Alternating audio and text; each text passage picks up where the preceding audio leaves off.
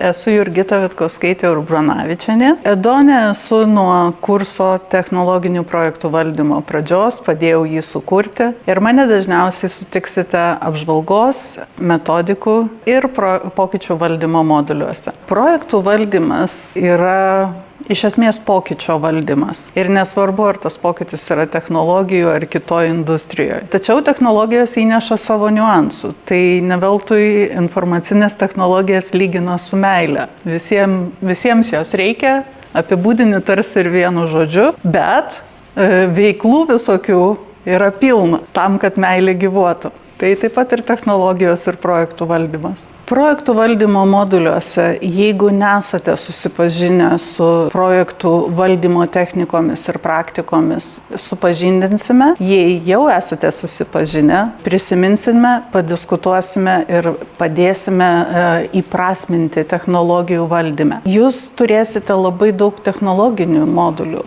ir programinės įrangos kūrimo procesas, ir architektūra, įvairios kalbos, jų logika ir pagrindai. Visą tai reikės kažkaip apjungti ir suprasti, kuo tai gali būti naudinga. Mes esame čia tam, kad visą tai padėtumėm padaryti ir kad pradėję savo naują karjerą jaustumėtės patogiai. Yra įrodyta, kad mokinamės geriausiai darydami. Angliškai tai vadinasi learning by doing. Visa mano patirtis yra tokia. Kažkas manim patikėjo, aš kažką pabandžiau, pradėjau daryti. Kai jau įsivažiavau, išsilaikiau atitinkamus sertifikatus. Tai visos metodikos, kurias matote projektų valdyme, tai ir Waterfall, ir Agile Scrum, Kanban, Lean principai, Scaled Agile Framework yra mano išmokti per praktiką ir pagrįsti sertifikatais. Galiu šiek tiek pasidalinti net ir kaip išlaikyti tuos sertifikatus, koks yra lengvesnis kelias. Ir jie visada jums padės